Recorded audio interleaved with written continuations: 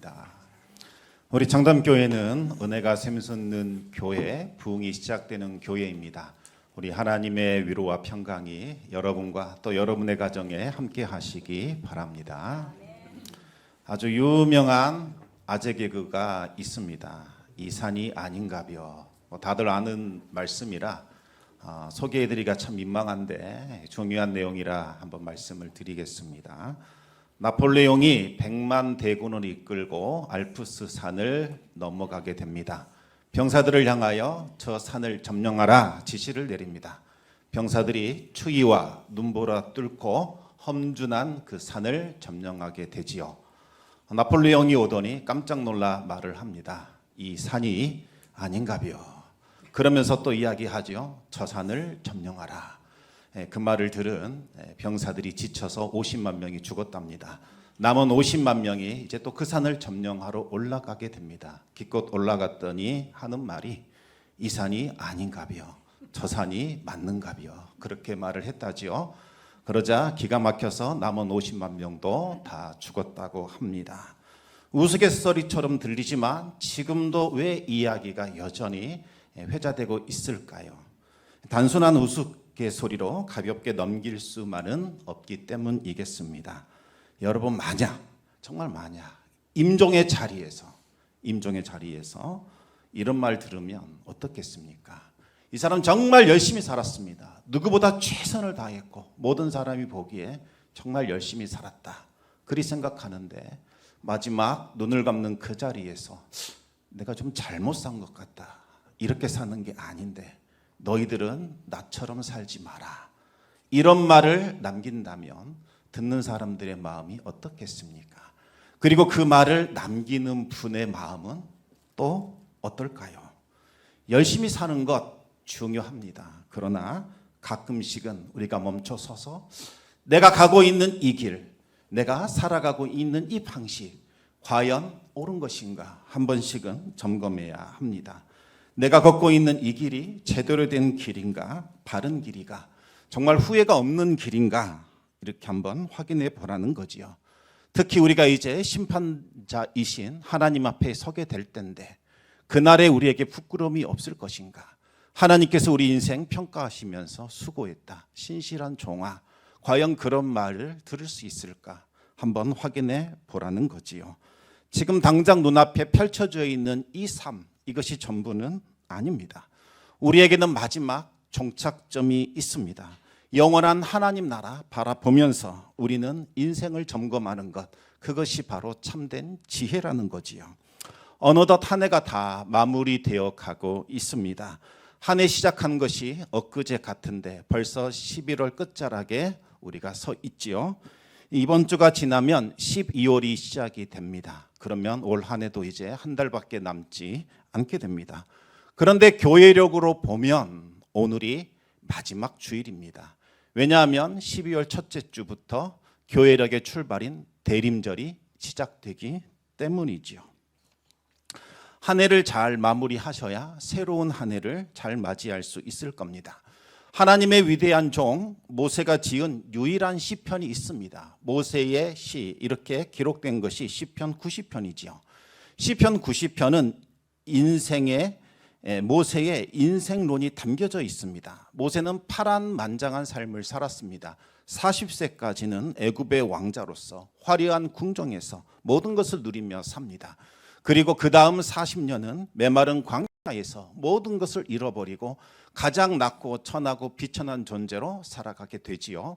그리고 마지막 40년은 하나님의 위대한 종이요 이스라엘의 위대한 지도자로 영예롭게 살게 됩니다. 인생의 가장 높은 곳, 가장 낮은 곳, 그리고 또다시 가장 높은 곳으로 오르락내리락 하면서 인생이 어떠한 것인지, 또 얼마나 허무하고 보잘것없는 것인지 누구보다 잘 알고 있었습니다. 오직 하나님 안에서만 우리 인생이 참된 의미와 가치와 목적을 갖고 있는다는 것을 깨닫게 되지요. 모세가 이스라엘을 이끌고 이제 광야를 거쳐 젖과 꿀이 흐르는 약속의 땅, 가나안 땅을 눈앞에 두었을 때에 그는 위대한 승리를 거머쥐었다, 이렇게 생각했을 겁니다. 이제 크고 놀라운 영광을 누리게 될 것으로 기대를 한 겁니다. 그러나 이스라엘의 불순종과 불신앙으로 인하여 가나안 땅에 들어가지 못한다는 청천벽력과도 같은 말씀을 들을 때에 하나님의 은혜가 사라져버린 인생이 얼마나 보잘것없고 허무한 것인가를 깨닫게 됩니다. 모세는 하나님 말씀에 순종하여 애굽의 바로를 만난 이후 놀라운 일들이 연속적으로 일어나게 됩니다. 하나님이 모세와 함께 하셔서 그 시대에 가장 크고 강한 나라 애굽과 그의 왕 바로를 벌하셨습니다. 한 개인이 한 나라와 맞서 싸워 승리를 거둔 거지요. 하나님이 모세와 함께 하셔서 은혜를 베풀자 바로와 애굽의 모든 사람들의 눈에 이제 모세는 신처럼 위대한 존재로 추앙받게 됩니다. 그뿐만이 아닙니다. 하나님은 모세와 함께 하셔서 홍해를 가르셨고 그 사이로 길을 만들어 주십니다. 홍해조차 감히 넘볼 수 없는 존재가 됩니다. 구름 기둥과 불 기둥으로 모세를 인도하시고 하늘에서 내리는 만나와 메추라기로 먹이시고 반석에서 솟아나는 물로 그의 갈증을 해결해 주셨습니다. 또 모세는 시내산에서 40일간 하나님의 영광의 임재 안으로 들어가 그 어떤 피조물도 누려보지 못했던 가장 큰 영광과 위엄과 존귀를 얻게 되지요. 그러나 하나님을 거역한 결과 가나안 땅에 들어갈 수 없다는 말씀을 들었을 때에 이제는 광야에서 40년을 너희들은 다시 지내야 한다라는 말씀을 들었을 때에 하나님을 떠난 인생이 얼마나 허무하고 보잘것이 없는지를 깨닫게 됩니다. 그때 깨달았던 바를 노래한 것이 바로 시편 90편입니다. 우리 시편 90편 9절에서부터 12절까지 말씀을 한번 같이 읽어보겠습니다. 우리의 모든 날이 주의 분노 중에 지나가며 우리의 평생이 순식간에 다하였나이다. 우리의 연수가 70이요 강건하면 80이라도 그 연수의 자랑은 수고와 슬픔뿐이요 신속히 가니 우리가 날아가나이다. 누가 주의 노여움의 능력을 알며 누가 주의 진노의 두려움을 알리이까. 우리에게 우리 날 계수함을 가르치사 지혜로운 마음을 얻게 하소서. 모세는 진정한 지혜, 참된 지혜가 무엇인지를 깨달았습니다. 진정한 지혜는 인간은 정말 유한한 존재요 심판의 구주이신 하나님 앞에 서야 하는 존재다라는 것을 깨닫는 거지요. 여러분, 이 지혜는 크고 위대한 일들을 계획하고 꿈꾸고 가슴 벅찰 때 생기는 것이 아닙니다. 우리가 보잘것없는 존재요 하나님의 은혜 없이는 단 한순간도 살 수 없는 존재라는 것을 깨달을 때 비로소 그때 그 지혜가 생겨나는 거지요. 그런데 타락한 인간 본성은 워낙에 교만한지라 조그만 능력과 힘과 권세만 주어져도 자기 자신을 스스로 대단한 존재인 양 여기게 됩니다. 천년 만년 영원히 살아갈 것처럼 생각하면서 오만방자해지죠. 하나님 없이도 나는 살 수 있다 착각하면서 내 뜻, 내 계획을 따라 살아가게 됩니다. 하나님이 주신 이 귀한 생명을, 그 귀한 인생을 헛되고 허무한 것에 다 허비해 버리게 되지요. 결국 하나님의 심판대가 계속해서 우리에게 가까이 다가오고 있다라는 사실도 모른 채 세상에 취해 허망한 인생을 살게 됩니다. 바른 신앙은 무엇일까요? 매일 매순간 하나님 앞에서 자기 자신을 돌아보며 점검하는 것이지요. 종교 개혁자들은 이와 같은 삶의 자세를 코람데오, 하나님 앞에서라고 불렀습니다. 인간을 지켜보고 계시는 하나님 앞에서 살아간다는 거지요.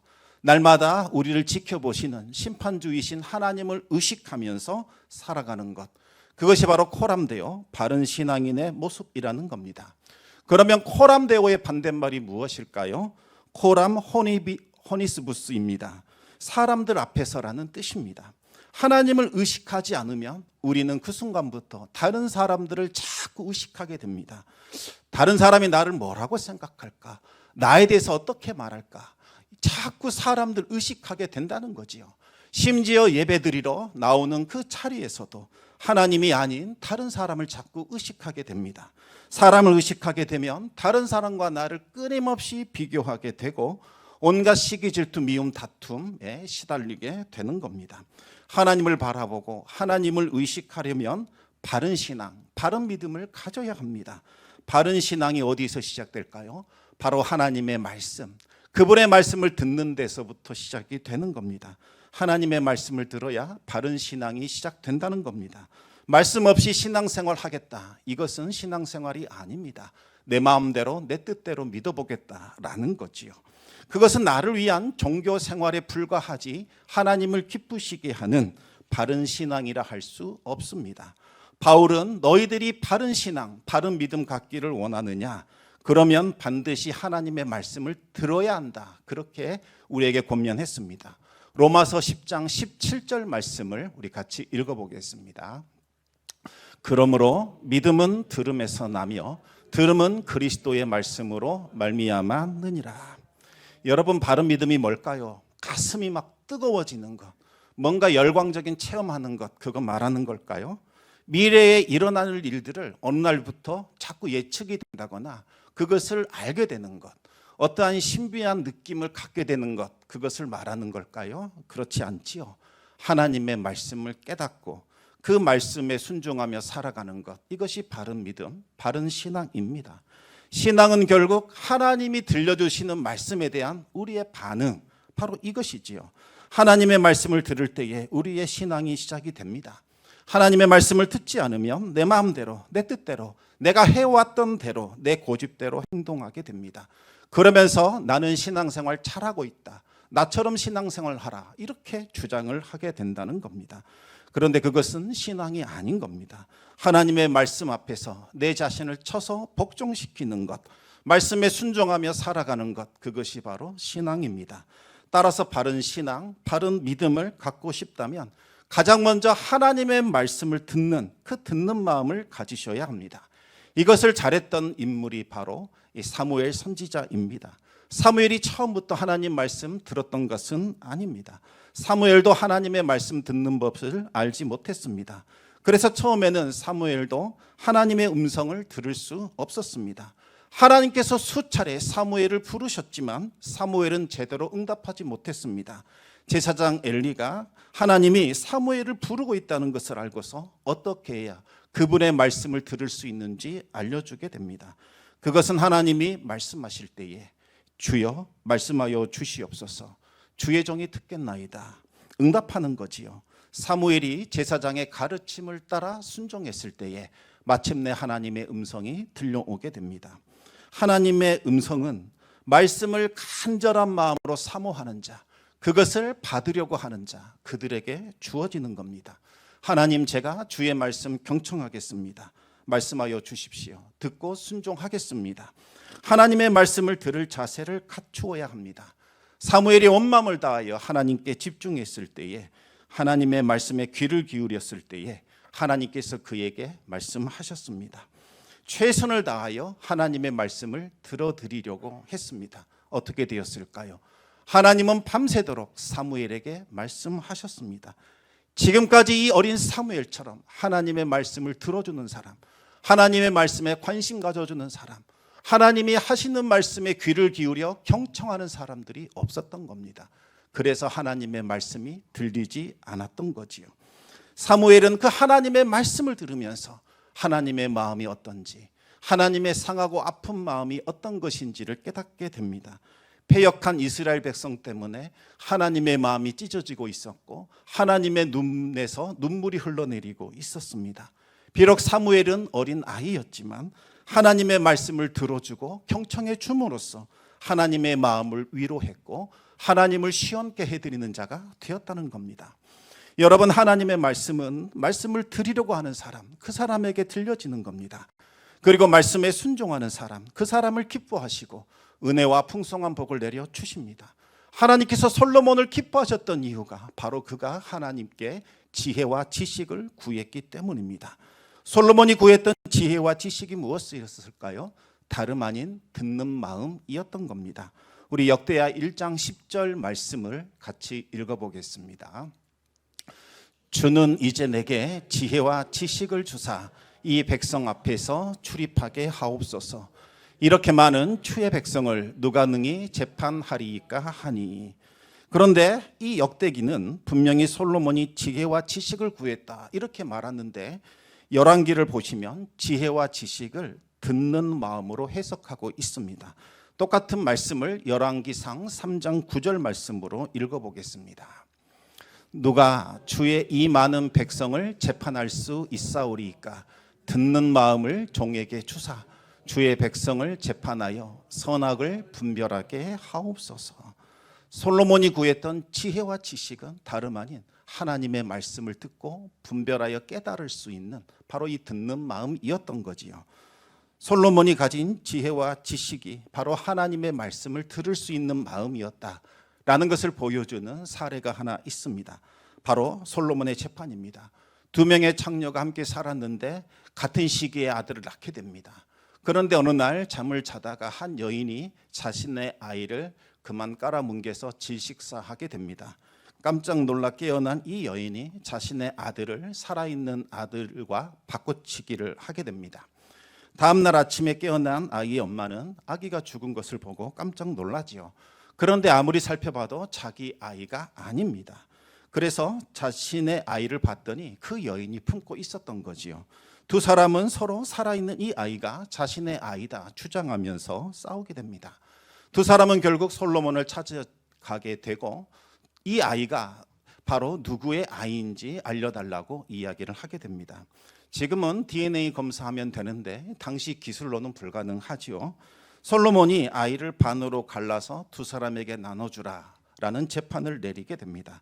그러자 한 엄마는 마음이 불붙는 것 같아서 이 아이 죽이지 마시고 저 어머니에게 주세요라고 이야기합니다. 반면에 다른 여인이 말합니다. 좋은 명판결입니다. 누구의 어머니인지 알 수 없으니 이 아이를 반으로 갈라서 나도 가질 수 없고 저 여인도 가질 수 없게 합시다. 이렇게 이야기를 하지요. 솔로몬은 아이를 살려달라고 했던 그 어머니, 그 여인이 이 아이의 어머니다라는 판결을 내리게 됩니다. 이 판결을 지켜보던 사람은 놀라움을 금치 못했습니다. 어떻게 솔로몬은 진짜 엄마를 가려낸 걸까요? 우리가 생각하기에는 엄마는 모성애를 가지고 있기 때문에 모성애적인 행동을 한 사람, 이 사람이 진짜 엄마일 거다 그렇게 생각을 합니다. 그런데 성경은 조금 다르게 이 일에 대해서 말씀하고 있습니다. 열왕기상 3장 26절 말씀을 우리 읽어보겠습니다.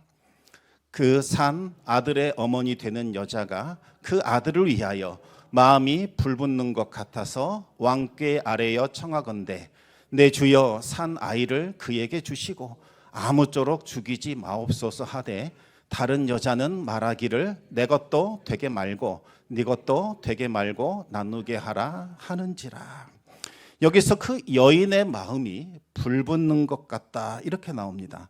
여기서 나오는 이 마음이라는 것은 아이를 10달간 품고 있었던 엄마의 모태, 자궁을 말하는 거지요. 엄마의 모태가 활활 불붙었다는 뜻입니다. 그 불타는 소리가 솔로몬의 귀에는 들려왔던 겁니다. 10달간 아이를 품었던, 그리고 그 아이를 보호하고 생명을 공급해줬던 엄마의 모태가 불타는 고통 가운데 울부짖고 있더라는 거지요. 솔로몬이 그것을 들었던 겁니다. 솔로몬이 받았던 지혜는 참된 것을 듣고 분별할 수 있는 마음, 다시 말하면 듣는 마음이었던 겁니다. 오늘 본문에 나오고 있는 이 베레아 사람들, 이들도 역시 듣는 마음이 있었던 겁니다. 사도행전 17장 11절 말씀을 우리 읽어보겠습니다. 베레아에 있는 사람들은 데살로니가에 있는 사람들보다 더 너그러워서 간절한 마음으로 말씀을 받고 이것이 그러한가 하여 날마다 성경을 상고함으로. 베레아에 있는 유대인들은 데살로니가에 있던 유대인들과는 사뭇 달랐습니다. 데살로니가의 유대인들은 시기와 질투심에 사로잡혀 복음 받아들이는 것을 거부했을 뿐만 아니라 시장에 있던 불량배들을 고용하여 바울 일행을 죽이려고 했습니다. 그러나 베레아에 있는 유대인들은 진지한 자세로 바울이 풀어주는 말씀을 듣게 됩니다. 바울이 선포했던 복음의 핵심 메시지는 바로 하나님이 그리스도를 보내주실 것이요 그분을 믿고 영접하는 자들은 누구나 다 구원을 얻는다는 메시지였습니다. 이것은 구약의 선지자들이 끊임없이 했던 말씀이요 당시 유대인들도 누구나 다 알고 있었던 내용입니다. 그리고 그들 역시 메시아를 기다리고 있었습니다. 그런데 문제는 누가 그리스도냐라는 문제지요. 어떻게 그분이 그리스도냐라는 것을 우리가 분별할 수 있느냐는 겁니다. 바울은 선지자들이 세 가지 조건을 말하고 있다라고 이야기를 합니다. 첫 번째, 그리스도는 고난 받으셔야 한다. 두 번째, 그리스도는 죽으셔야 한다. 그리고 세 번째, 그리스도는 죽음에서 부활하셔야 한다. 이 세 가지를 충족시켜야만 그분이 그리스도라는 겁니다. 아무리 자기 자신을 나는 그리스도라고 자처한다 할지라도, 수많은 기적과 이적을 행한다 할지라도, 무수한 추종자들이 그 사람을 따라다닌다 할지라도 이 세 가지 중에 하나라도 빠진다면 그는 그리스도가 아니라는 겁니다. 그러면서 바울은 성경을 풀어서 이 세 가지 조건이 진정으로 이 선지자들이 말했던 것인지를 이제 풀어주기 시작을 합니다. 그러면서 십자가에 달려 죽으신 예수님, 그분이 바로 성경이 증언하고 있는 그리스도이심을 이제 확증하게 되지요. 그러면서 예수님이 가르치셨던 말씀들, 예수님이 행하신 기적들 증언하게 됩니다. 그리고 또 한때는 자신이 예수 믿는 사람들을 핍박했다는 것과, 그리고 다메섹으로 가는 중에 부활의 주님을 만나게 된 일, 그리고 예수님을 영접했을 때에 성령이 부어진 일들에 대해서 간증을 했을 겁니다. 베레아의 유대인들은 바울이 전하는 복음을 경청했을 뿐만 아니라 회당에 있던 경건한 이방인들, 그들 역시 복음을 들을 수 있도록 배려해 주었습니다. 베레아의 유대인들에게는 바로 이 듣는 마음이 있었던 겁니다. 그들에게 있었던 이 듣는 마음은 과연 어떤 것일까요? 첫 번째로 듣는 마음은 너그러운 마음을 뜻하는 거지요. 이전 성경을 보시면 이 너그럽다는 말을 신사적이어서 이렇게 번역했습니다. 신사적이라는 말은 태어날 때부터 고귀한 귀족의 심성을 갖고 있었다, 이런 뜻입니다. 영어 성경은 오픈 마인드로 번역하고 있습니다. 편견이나 선입견을 갖지 않고 열린 마음으로 하는 말들을 경청했다는 겁니다. 그들의 마음은 꼬부라지지 않았고 여유롭고 넉넉했습니다. 반면에 이전에 데살로니가에 있던 유대인들은 바울이 전하는 복음을 순수한 마음으로 듣지 않았습니다. 지금까지 그들에게 도움을 주었던 이 이방인들을 빼어나가지 않을까, 그것을 노리고 들어온 것은 아닐까, 그와 같은 의심과 불신이 있었습니다. 그래서 헬라인들이 복음을 듣고 바울 일행을 따르게 되었을 때 그들은 시기와 질투심에 사로잡히게 된 거지요. 여러분, 우리의 관심이 무엇이어야겠습니까? 지금 우리에게 들려주시는 하나님의 말씀이 무엇인가? 여기에 집중하는 겁니다. 우리는 하나님이 무슨 말씀을 들려주시는지 알고자 귀를 기울여야 합니다. 주님, 가라고 말씀하시면 저는 가겠습니다. 주님, 멈춰서라고 말씀하시면 멈춰 서겠습니다. 이 시간 우리가 들어야 할 말씀을 들려주십시오. 그와 같은 자세로 마음을 열고 말씀을 경청해야 합니다. 그것이 바로 듣는 마음이라는 거지요. 그러나 많은 분들이 이미 듣고 싶은 말을 정해놓고 이 자리에 앉아 있습니다. 나에게 유익이 되는 말, 나에게 도움이 되는 말, 내가 관심 있는 말, 그것을 들으려고 합니다. 그러다가 그 듣고 싶은 말이 들려오면 참 은혜로웠다, 너무나 좋았다, 이렇게 말을 합니다. 그러나 내가 기대했던 말이 들려오지 않을 때 실망을 하게 되지요. 또 불편한 말씀이 들려오면 귀를 닫고 듣지 않으려고 합니다. 이것은 내 기준으로 하나님의 말씀을 내가 취사 선택하겠다는 거지요.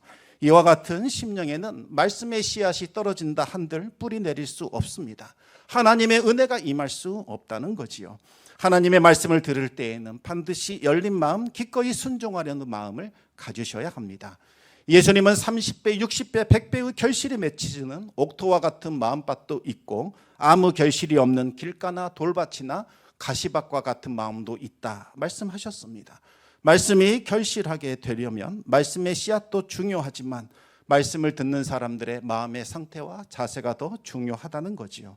예수님은 이와 같은 사람들을 가리켜서 들을 귀가 있는 자들이다, 이렇게 표현을 하셨습니다. 두 번째로 듣는 마음은 간절한 마음을 의미합니다. 베레아의 유대인들은 건성으로 말씀 듣지 않았습니다. 모든 신경을 다 집중시켰습니다. 간절함으로, 정말 하나님이 주시는 말씀으로 받아들였다는 거지요. 훌륭한 강사는 청중이 만든다, 그런 말이 있지요. 말씀을 전하는 자 중요하지만 말씀을 듣는 청중의 마음이 더 중요하다는 겁니다. 소망교회 원로 목사이신 이 곽선희 목사님께서 신방하는데 어떤 집사님이 불면증으로 잠을 잘 이루지 못한다라는 고충을 말씀드렸다고 합니다. 그러자 목사님이 말씀하십니다. 집사님, 밤에 잠이 안 오시면 낮에 잠을 좀 줄이는 것, 주무시지 않는 것이 좋겠습니다. 이렇게 말을 풀어가려고 하는데 같이 동행하는 그 권사님이 말을 가로막으면서 이런 말을 하는 거지요. 잠이 안 오면 성경 보세요. 성경 보면 잠이 잘 옵니다. 물론 웃자고 하는 말씀이겠지요. 그러나 목사님께서 그 말을 듣고 한 말씀 하셨다고 합니다. 원 세상에 별소리를 다 들어보겠네. 성경 그렇게 보는 것 아닙니다.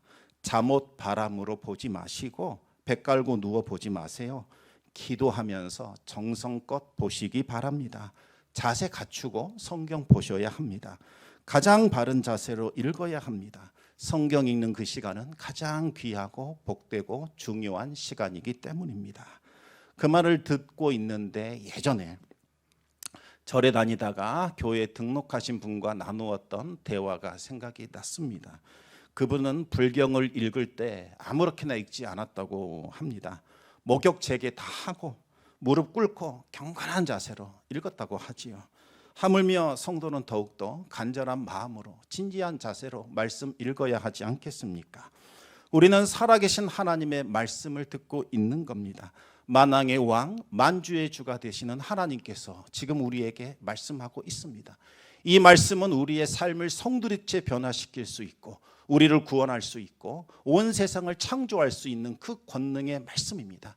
이 말씀 하나라도 떨어질까 봐 염려하며 정말 두려워하며 진지하게 그 말씀을 받아들여야 하지 않겠습니까? 하나님의 말씀은 생명의 말씀입니다. 간절한 마음으로 그 말씀 받으셔야 합니다. 사무엘을 위대한 선지자로 만들었던 것은 탁월한 재능과 그의 능력이 아니었던 거지요. 말씀에 대한 진지함과 간절함이었습니다. 다윗도 마찬가지였습니다. 말씀에 대한 간절함이 하나님 마음에 합한 자로 만들었던 겁니다. 간절한 마음으로 말씀을 받으시기 바랍니다. 세 번째로 듣는 마음은 그런가 하면서 상고하는 것을 말합니다. 베레아의 유대인들은 비판적인 눈으로 말씀을 듣지 않았습니다. 꼬투리를 잡기 위하여 말씀 듣지 않았다는 겁니다. 바울이 전한 복음이 정말 선지자들의 말과 일치한가? 그리스도께서 고난을 받으시고 죽으시고 부활하셔야 한다는 그 내용이 과연 성경에 기록되어 있는가? 그것을 확인하기 위하여 성경을 읽고 또 읽었다는 겁니다. 그리고 그들은 복음의 능력을 체험하기 위하여 주신 말씀을 붙잡았고 씨름했고 삶에 적용을 시켰습니다. 말씀의 능력 체험하기를 원한다면 주야로 말씀 묵상하시기 바랍니다. 제가 영어를 잘 말을 못해서 어떻게 하면 잘할 수 있는지 물어봤더니 방법은 하나입니다. 계속 하랍니다. 그냥 자연스럽게 나오도록 하면 된답니다. 하물며 영어도 그렇게 하는데 그보다 훨씬 더 귀한 하나님의 말씀이 우리의 삶을 지배하려면 우리가 그 말씀을 녹여내야 하고 우리 온몸에 흐르는 세포 속에 들어가도록 주입시켜야 하지 않겠습니까? 그래야 하나님의 말씀이 우리 영의 양식이 되고 우리의 삶을 송두리째 변화시키는 하나님의 능력이 되는 겁니다. 되새김질하지 않는 말씀, 깊이 묵상하지 않는 말씀은 우리가 소화시킬 수 없습니다. 듣기는 듣지만 아무런 능력을 나타낼 수 없다는 거지요. 한마디 말씀으로도 충분합니다. 그 말씀 붙잡고 씨름하고 그 말씀을 정말 되새김질 하듯이 계속해서 묵상할 때에 그 말씀이 권능을 드러내고 하나님의 권세와 능력을 나타내고 천지를 창조하는 것과 같은 놀라운 역사가 일어나게 된다는 겁니다. 무디 목사님 성경을 누군가 봤더니 구절구절마다 알파벳 T자와 P자가 적혀 있다는 겁니다. 목사님 도대체 뭘 적어 놓으신 겁니까? 무디 목사님이 말합니다. T, 테스트, 내가 테스트해봤다. P, 그랬더니 프루브드, 증명되더라. 하나님의 말씀인가 아닌가 하도 궁금해서 이 말씀 붙잡고 적용해 봤더니 다 입증이 되더라라는 거지요. 이와 같은 마음으로 말씀을 듣는 겁니다. 그리고 그 말씀 붙들고 내 삶에 적용시켜보는 겁니다. 그러면 내 삶에 놀라운 말씀의 권세가 나타나게 되는 거지요. 지금 우리는 말씀의 홍수 시대 속에 살아가고 있습니다. 하루에도 수많은 말씀들이 쏟아져 나오고 있지요. 그런데 지금 이 시대의 영성이 과연 이전의 영성보다 더 낫다 말할 수 있을까요? 어찌된 일인지 이전 세대보다 힘을 잃어가고 쇠퇴하고 있는 기이한 일이 일어나고 있습니다. 왜 그럴까요? 설교자를 탓하고 싶으십니까? 그럴 수는 없습니다. 문제는 성도들의 마음속에 듣는 마음이 사라져가고 있습니다. 사무엘처럼 다윗처럼 베레아의 유대인들처럼 듣는 마음이 사라지고 있지요. 선포되는 그 말씀을 하나님이 나에게 주신 말씀이다. 내가 생명줄로 여기면서 이 말씀 붙들고 씨름하겠노라. 그와 같은 자세로 듣는 성도들이 점점 사라져가고 있다는 겁니다. 이 말씀이 나를 살리는 하나님의 말씀인 줄 믿나이다. 주여, 이 말씀 붙들고 기도하겠습니다. 이 말씀의 권능을 내가 체험하겠습니다. 그 말씀 붙들고 살아가는 사람들이 점점 희미해지고 보이지 않는 시대가 바로 지금 우리가 살아가고 있는 이 시대라는 거지요. 주신 말씀을 우리는 주야로 묵상해야 하고 그 말씀을 붙들고 씨름하며 삶에 적용시켜야 합니다. 그래야 이 말씀이 지금 나에게 역사하시는 살아계신 하나님의 말씀이 되는 겁니다. 우리가 하나님 말씀 앞에 두려워 떨 때에 그 말씀이 우리를 바른 신앙, 바른 믿음으로 이끌어주게 됩니다. 그 말씀이 우리의 인생을 송두리째 변화시키고 우리 가정을 변화시키고 우리 자녀들과 배우자와 그리고 우리 주변에 있는 모든 환경들을 변화시키는 능력과 권능과 창조의 말씀이 되는 거지요. 주님 오신 날 점점 더 가까이 다가오고 있습니다. 이제 듣는 마음을 다시 회복시키시기 바랍니다. 하나님 보시기에 바르고 의로운 인생 살아가는 성도님들 되기를 우리 주님의 이름으로 축원합니다.